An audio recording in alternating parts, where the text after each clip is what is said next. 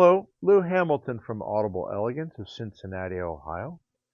I have a store located in Old Montgomery, across the street from Montgomery Cyclery.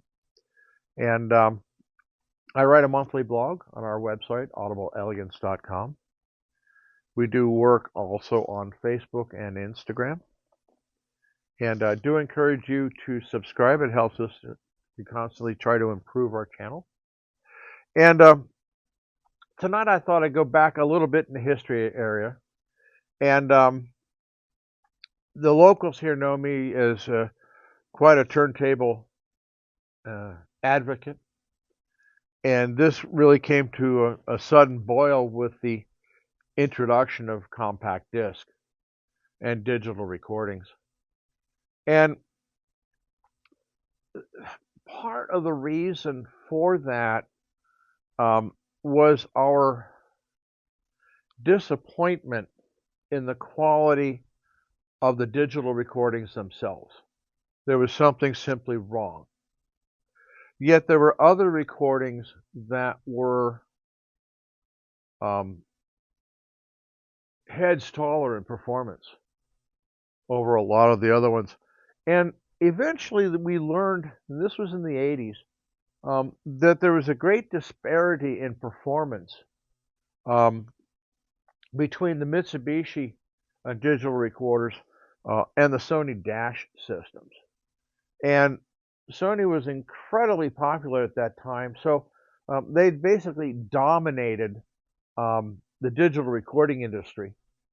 But there were certain groups of musicians, they would not have anything typically to do with the Dash system.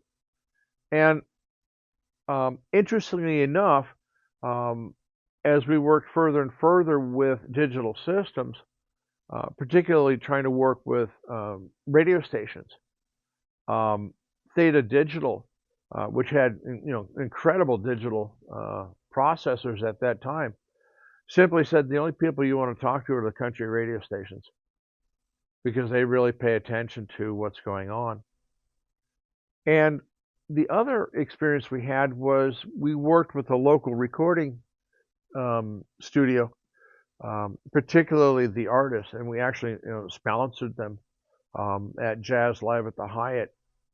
And when they had cut a couple albums and they had digital recording, they came out to the store and they wanted to hear the results of the recording. And I'll be as polite as I can about it, but one of the lead musicians, simply said, "Effing digital." He was really unhappy with what he was hearing of his performance. And I don't know exactly what recorder was used, but I wouldn't be surprised if it wasn't the Sony Dash system.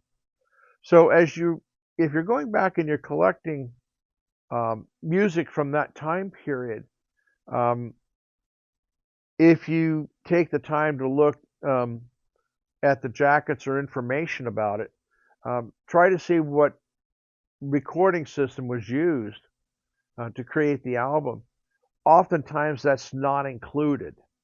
So you may have to do a little digging. One of the best rock musicians out there who also used the MITS system was Peter Gabriel. And one of his strongest albums that he put out was So. And that was done on a MITS. So,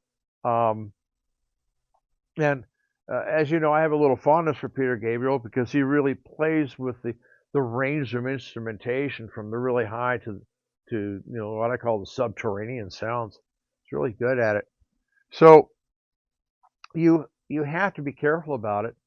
A lot of the classical recordings at that time, I being quite a classical collector,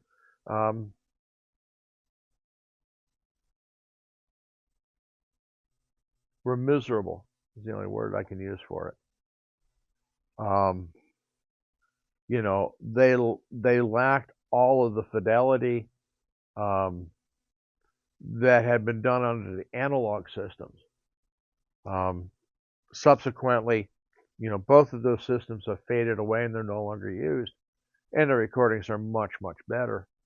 Um, so much so that uh, when you start trying to compare um, analog versions of it versus the digital, uh, well, I shouldn't say that, vinyl versus a digital playback, a CD or whatever, they're almost indistinguishable because of the quality of the recorder. Um, so, and there might be some variations here and there, one favoring more than the other, but they're much, much closer than they were in the early 80s. As I said, there were a lot of tragic recordings of great artists, and they're not going to go back and re-record those. I mean, some of those artists aren't even alive anymore, so you get what you get. So look about that, and just kind of a little insight as to maybe why you're not enthusiastic about some of the recordings of the 80s. It's not you; it was them.